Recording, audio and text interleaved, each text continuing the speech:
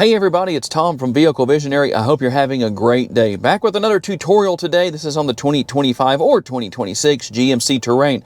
And the question was, how do you turn the radio on or off in the Terrain with the new screen? So here's what we're going to do. We're going to go right down here to audio, right here, and then you're going to come up here and you're going to select that area right there, and you'll notice that it's on USB right now. So if you want to select USB, that's fine if you have something connected.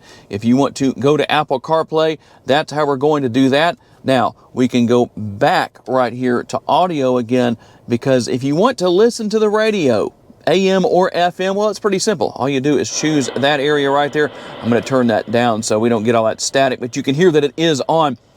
And so then you obviously just go down through here and figure out what it is you want to listen to. So you can obviously go and select your different options as far as that goes. And here's where you're actually going to change the station that you're listening to.